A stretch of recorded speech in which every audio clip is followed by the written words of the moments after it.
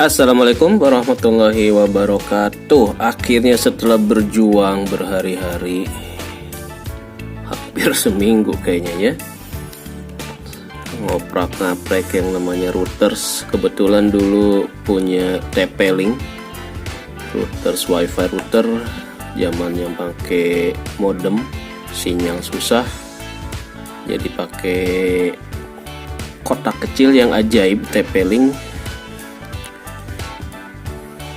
Setelah belajar ke Mbah YouTube, akhirnya berhasil mengkoneksikan e-box WiFi dari MPPT EP-Ever yang range WiFi-nya itu cuma mentok di sekitar nggak lebih dari 2 meter, sehingga saya agak kesulitan untuk mengakses dan memonitor kondisi MPPT dari ujung rumah titik terjauh gitu ya.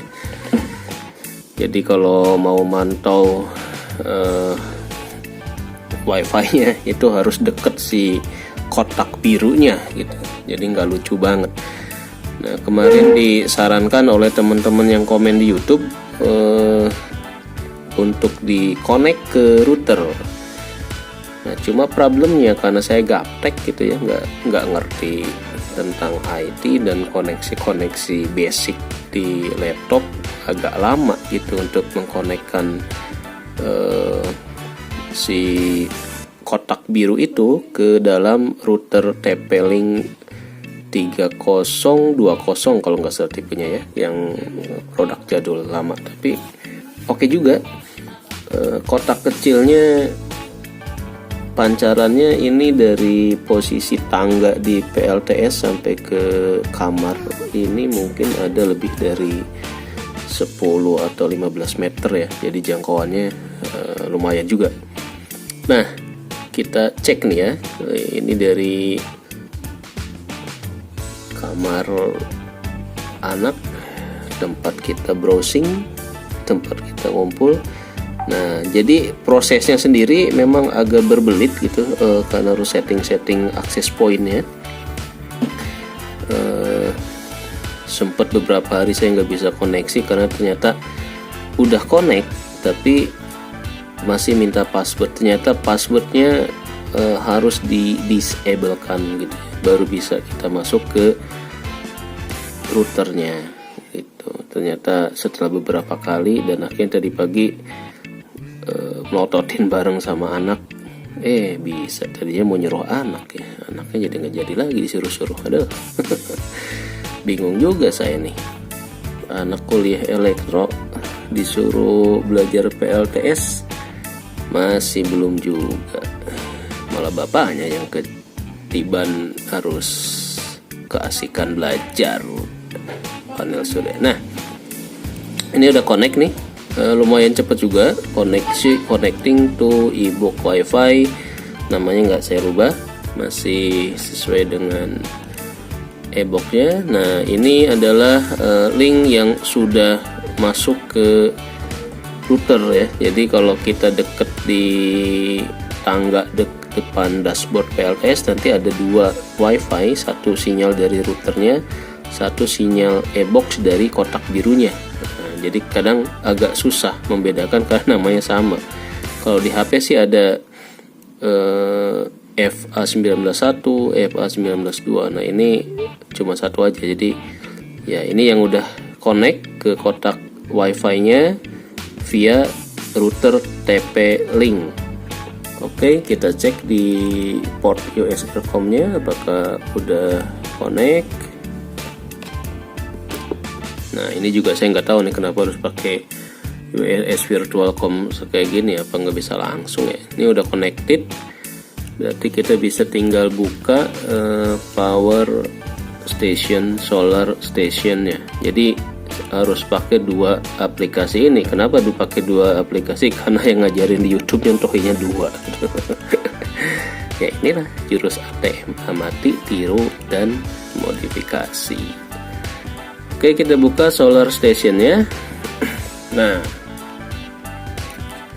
sudah nongol, kita mundurkan dikit. biar kelihatan secara full. Nah, sebentar, mana ya, ini kegedean, kecilinnya gimana nih, dikecilin view-nya. Oke, kita start monitoring. Klik. Nah, jadi sekarang enak nih, bisa mantau dari jauh gitu ya. Start monitoring. Nah, ini udah mulai kebaca saat ini. Waduh, SOC-nya 42% saudara-saudara. Ini karena menjalankan showcase, ternyata mataharinya nih jam 4 udah redup ya. Jadi harus kita cut karena powernya dari baterai ternyata udah mulai kurang bagus. Kita lihat di current solar panel cuma 2 ampere nih, udah mulai tidur ya. 60 watt. Sementara pemakaian di inverter mungkin sekitar 100 sampai 150 watt. Jadi udah nombok. Makanya di sini level SOC-nya di 42%. Kayaknya gagal kita mencetak rekor. Kalau rekor produksi mungkin tadi saya lihat udah di level 3300 ya. Tetapi untuk sisa baterai untuk malam mungkin jadinya low voltage. Sekarang currentnya berapa nih low voltage? Ini low voltage 24 ya. 24 volt. Kemudian load ini status on, kita matikan saja loadnya. Oh, lampunya nyala ya. Load, nyalain lagi. 40 untuk load yang dari MPPT ya. Apa tuh? Oh, boleh. Baca. Sampai mana tadi? Oke, dari sini ya. Nah, kenapa ini kita harus mantau terus? Karena saya berkepentingan dengan level SOC ini. Nah, level SOC ini adalah level cadangan si baterainya gitu. Kalau dari sore aja dia udah di 42%, berarti sampai pagi nih kita bakal defisit gitu ya. Berarti ini harus kita jaga terus biar ketika menjelang pada asar dan ke maghrib ini agak tinggi gitu, biar malamnya bisa kita pakai. Dan pagi, karena justru pagi hari yang menjadi titik krusial dari pemakaian jet pump dan mesin cuci. Nah, si SOC inilah yang harus agak tinggian biar pagi bisa nyampe tetap di atas 24 volt. Tapi kalau kondisi sekarang ini 24, berarti besok harus off dulu mesin cuci dan jet pumpnya, dicas oleh aki Viam. Kita lihat di load power. Ini apa nih ya? Solar power 40. Nah, ini masih loadnya. Grafik dari si solar, daya inputnya mulai turun, sementara dari load lampu dan pompa air hidroponik ini masih tetap stabil di 40 watt. Coba kita matikan saja biar ngirit. Kita stop, kita start. Apakah ini udah 0? Belum refresh ya. Nah, itu mungkin yang bisa kita update terkait dengan akses e-box WiFi dari MPPT Ever melalui router TP-Link 3020.